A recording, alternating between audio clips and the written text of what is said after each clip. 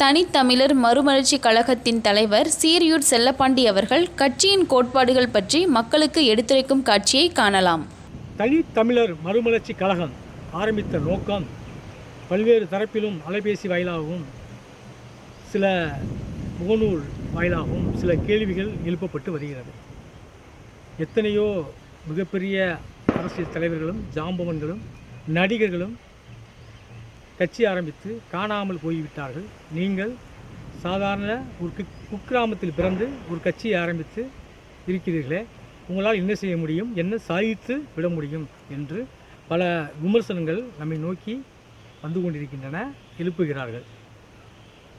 அந்த விமர்சனங்கள் எல்லாம் தாண்டி தான் நாங்கள் ஒரு கட்சியை ஆரம்பித்து இன்று தமிழகம் முழுவதும் மாவட்டந்தோறும் நிர்வாகிகளை நியமித்து எங்கள் கட்சியை மக்களுக்கான, மக்கள் உரிமைக்காக, மக்களின் அடித்தட்டு பிரச்சனைக்காக, ஒடுக்கப்பட்ட சமுதாய மக்களின் பிரச்சனைக்காக குரல் கொடுக்கக்கூடிய ஒரு கட்சியாக, தமிழர்களின் நலன் காக்கக்கூடிய ஒரு கட்சியாக இந்த தனித்தமிழர் மறுமலர்ச்சி கழகம் ஆரம்பிக்கப்பட்டுள்ளது.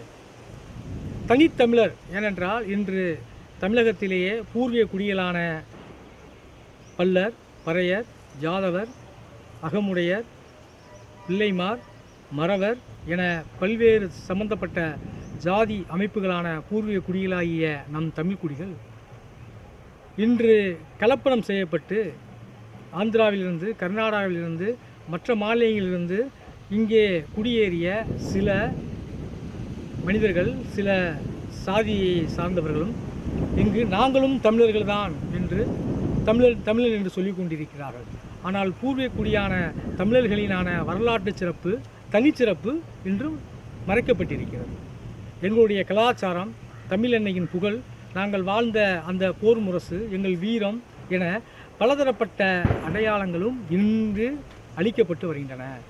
யார் இங்கு உண்மையான தமிழர்கள் என்ற கேள்வி வினா எழுந்து கொண்டிருக்கிறது.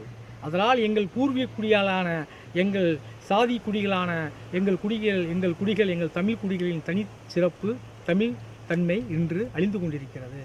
ஏனென்றால் கலப்பட திருமணத்தாலும் சில வந்தேரிகளாலும் இன்று தனி தமிழர்களின் நிலைமை படு மோசமாகி இருக்கிறது.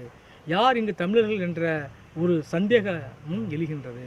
அதனால் பூர்வீக குடிகளான எங்கள் தமிழ் சமுதாய மக்களின் உணர்வுபூர்வமான மறைக்கப்பட்ட அத்தனை வரலாறுகளையும், அந்த சமுதாய மக்களுக்கான நலன்களையும் பேணி காத்து, அந்த ஒட்டுமொத்த மக்களின் அரசியலாக குரலாக அரசியல் பிரதிநிதித்துவம் பெறுவதற்காக தனித்தமிழர் கட்சி என ஆரம்பிக்கப்பட்டு இன்று நாங்கள் மாவட்டந்தோறும் தன்னுடைய இயக்கங்களின் வளர்ச்சியை நோக்கி பயணித்து கொண்டிருக்கிறோம்.